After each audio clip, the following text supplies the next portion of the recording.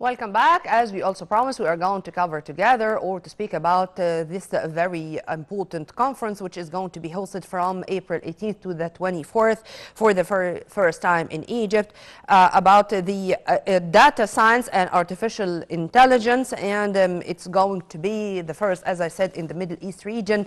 It's not going to be an ordinary gathering, but it's going to gather the brightest minds in this domain. And as we also said in our intro, that artificial intelligence is the future, and is the future mainly of everything. AI's applications are going to be used in every domain, but how to use them and how to use them in a secured manner, I think that this is going to be one of the main questions and the main studies which are going to be analyzed and tackled in this important gathering, which is going to take place in just 2 days to come.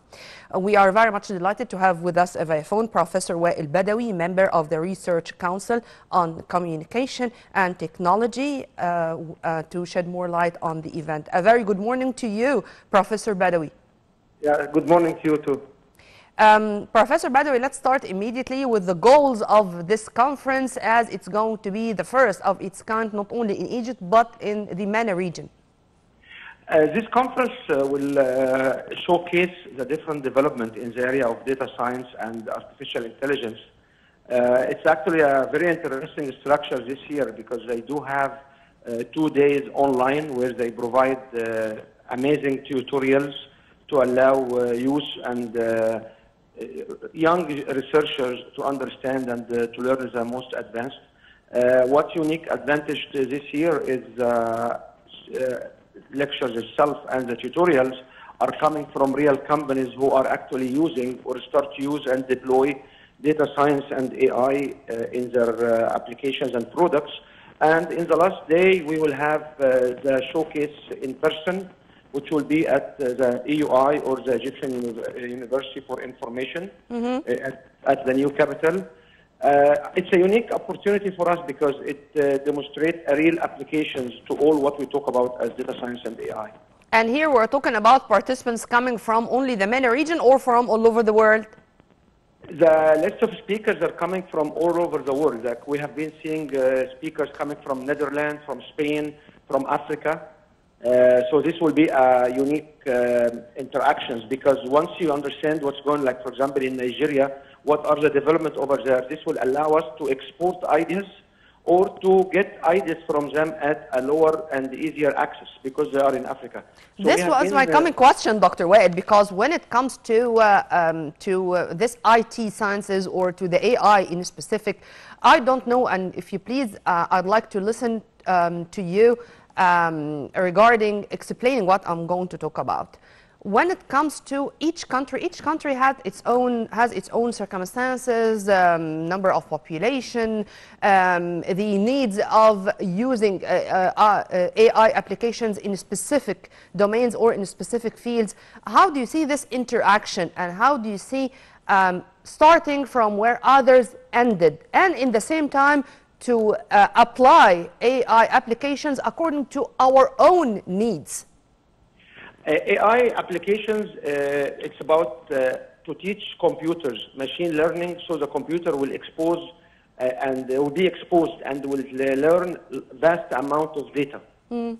So being in 100 million plus population country, we have access to lots of data compared to smaller countries.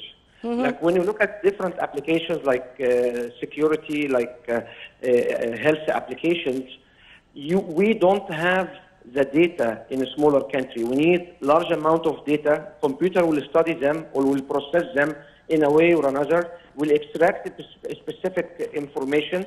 Then once you have a case to test or a situation to analyze, the computer will give a decision based on this learning.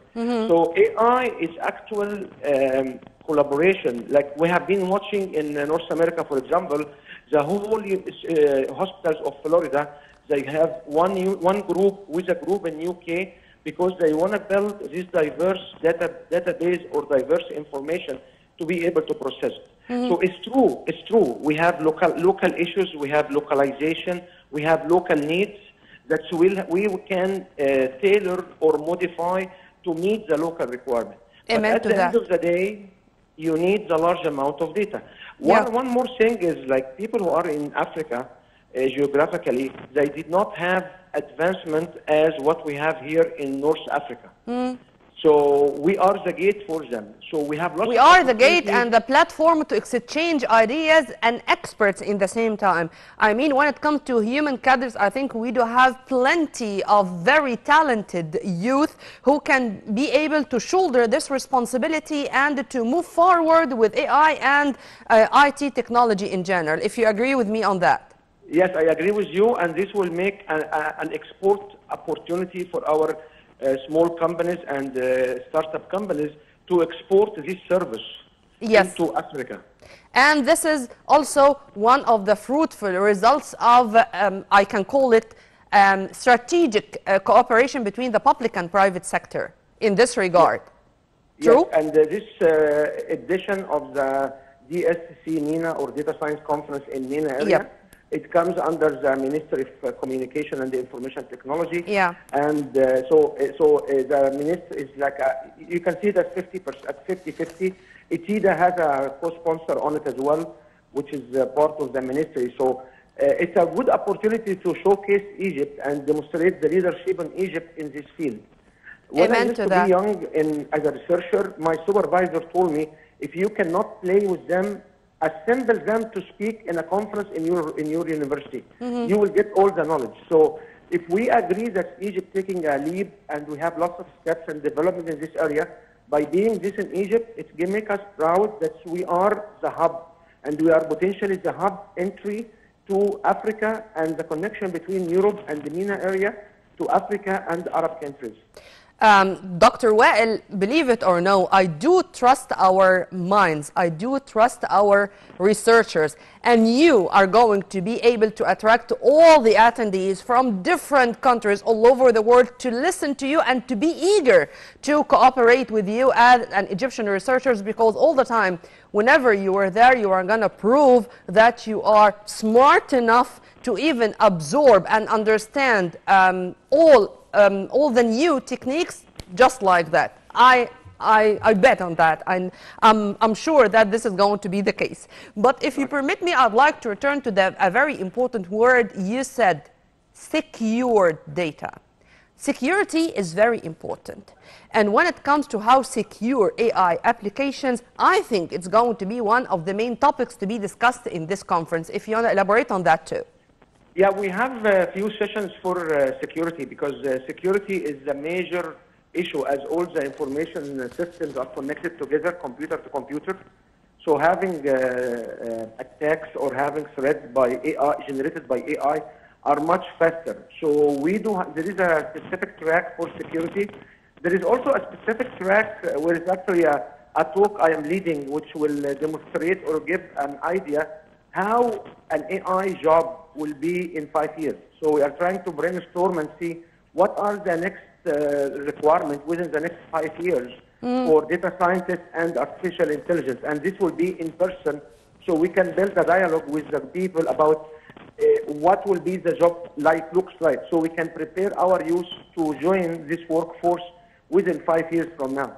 This means more job opportunities, because unfortunately so many people think that when it comes to AI, meaning that many people are going to lose their jobs and they are going to stay at home.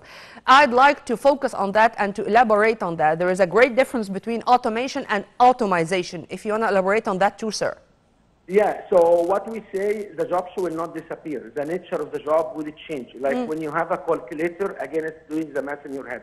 But now you have a new tool called AI, and the new tool it's like a calculator.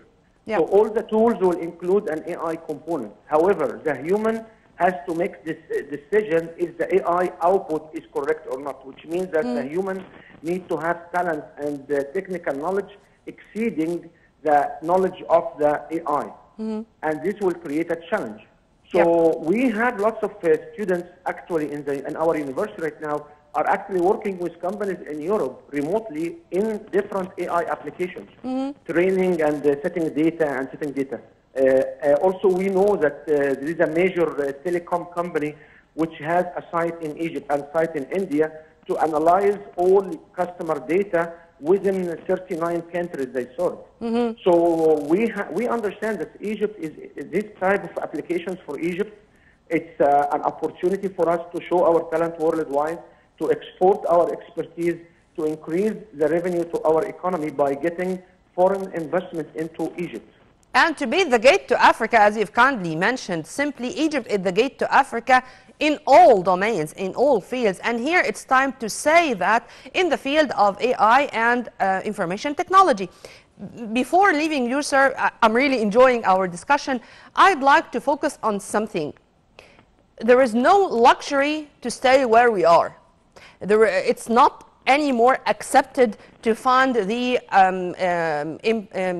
people behaving in their work or practicing their jobs in the traditional manner. How do you see this as a message which should reach everyone in his or her place wherever they are? Egypt is so eager to change, and we have been seeing the extension for another 3 years for the AI roadmap for Egypt. So Minister of Communication and our President Sisi, he is actually pushing agenda where we can get AI, we can get investment for infrastructure, we can get money for training, we can have opportunities. There were 6 different pillars. One of them is sustainable development as well. So Egypt is not moving, is not staying where we are. We are moving. However, we have to understand also that the tension around us and the different wars and different attacks around us reduce our financial capability because we are in an economical crisis due to this unseen event.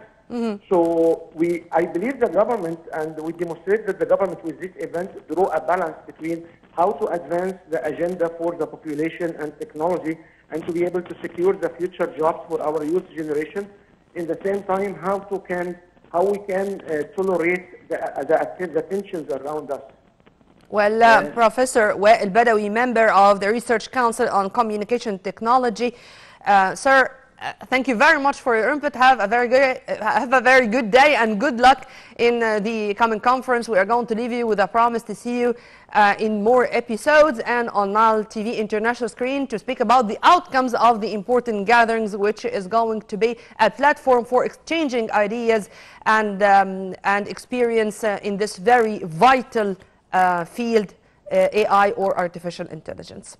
By this, we come to the end of our breakfast show for today. Tomorrow is another episode and another crew. Stay tuned on Nile TV International always for more updates. Many thanks for watching. This was Nirmeen Abdurrahman.